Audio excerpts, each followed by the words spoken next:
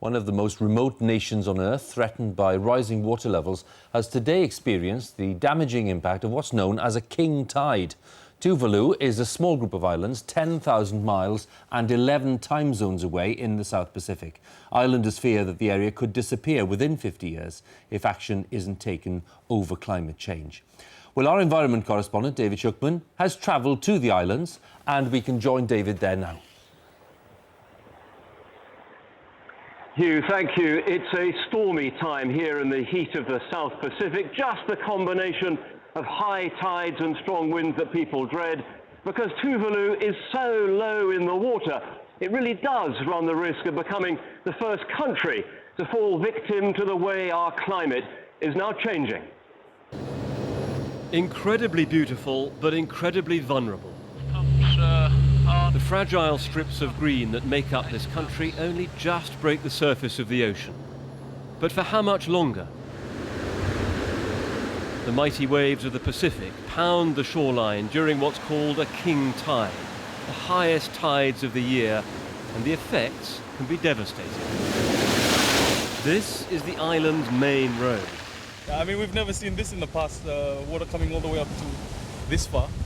And our house is just up behind us.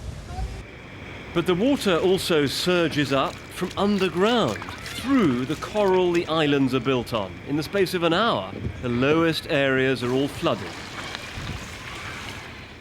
Everyone feels the impact. This priest steps carefully through the waters on his way to conduct a funeral.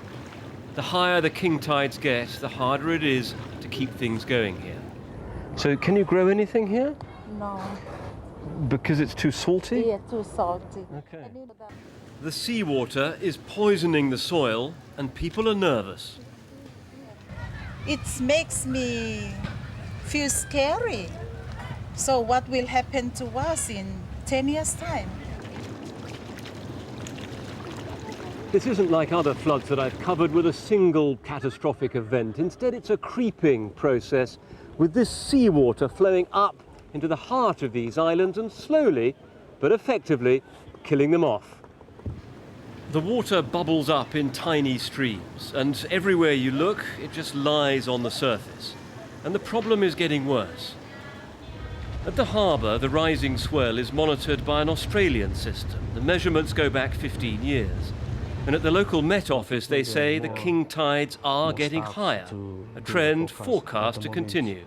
In prediction, the next 5 to 10 years, the king tide is getting worse and getting higher than normal. Then most of the coastal areas would be washed out.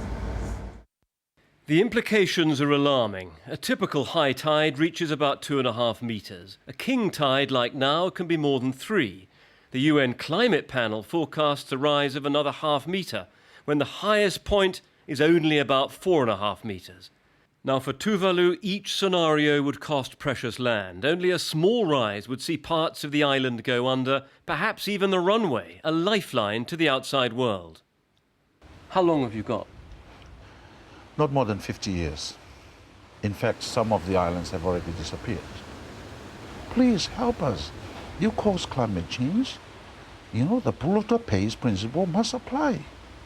You must set up a global fund to which these islands can come and tap into to build their resilience, to build their capacity, their education, technology, and all that, and restore what the damage has been done. People here say there must be a technological fix if a rich country like Dubai can build entirely new islands, especially since these are so narrow you can cross from one side to the other in a few short paces. The problem? They're founded on coral, which is porous. Saving these islands will cost a fortune. For the children of Tuvalu, the floods are fun. But for them to lead their lives on these islands will require massive international support. And with just 11,000 people here, will the outside world think it's worth it?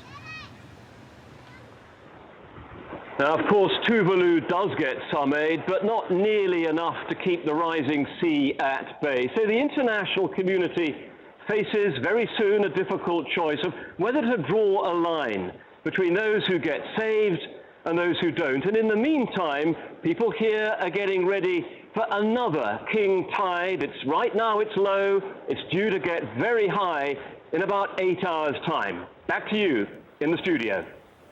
David, thank you very much. David Shukman there, our environment correspondent in Tuvalu.